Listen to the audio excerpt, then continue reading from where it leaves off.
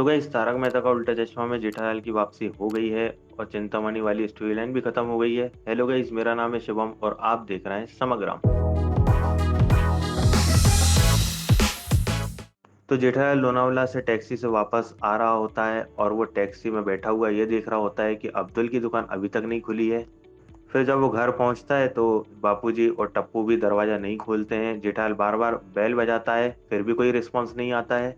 फिर जेठालाल मेहता साहब के घर जाता है और बेल बजाता है, फोन भी करता है, लेकिन मेहता साहब का कोई रिस्पॉन्स नहीं आता है। फिर जेठालाल सोचता है कि कहीं सभी सोसाइटी वाले मुझे अकेला छोड़कर पिकनिक मनाने तो नहीं चले गए हैं। उतने में जेठालाल को भिड़े अपने स्कूटर सखाराम की सफाई करता हुआ दिख जाता है और जब जेठालाल पूछता है कि सोसाइटी में आज इतना सन्नाटा क्यों है, तो भिड़े सारी बात जेठालाल को बताता है कि कैसे सोसाइटी में चिंतामणि और उसके भाई डेंजर मनी को लेकर हंगामा हुआ था, जिसमें चंपक चाचा को भी बहुत तकलीफ हुई थी। ये सुनकर थोड़ा जेठालाल गुस्सा भी होता है, लेकिन इतने में मेहता साहब अपने घर से बाहर निकल कर आते हैं और जेठालाल से मिलते हैं और वो भी सब कुछ बताने ही वाले होते हैं कि जेठालाल बोल देता है कि उसे सब पता चल गया है। इतने में चिंतामणि आ जाता है, जिसे देखकर भिड़े मेहता साहब और जेठालाल थोड़ा घबरा से जाते हैं। तब उससे वो पूछते हैं तो चिंतामणि बताता है कि उसे पेट में कुछ ठीक नहीं लग रहा है।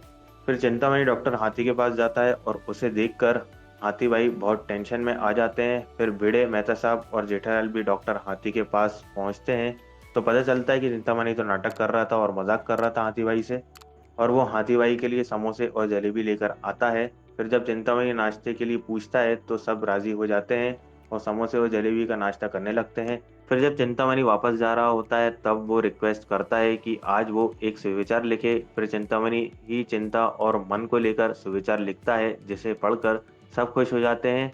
अब आगे दिखाया जाएगा कि जन्माष्टमी की तैयारी के लिए टप्पू सेना भिड़े से परमिशन मांगती है, लेकिन भिड़े पूरी डिटेल लेने की कोशिश करता है कि वो जन्माष्टमी पर ऐसा क्या खास करने वाले हैं। लेकिन टप्पू सेना कुछ बताती नहीं है, उल्टा भिड़े और टप्पू के बीच बहस होने लगती है और गुस्से में भिड़े बिना परमिशन दिए घर जाने लगता है।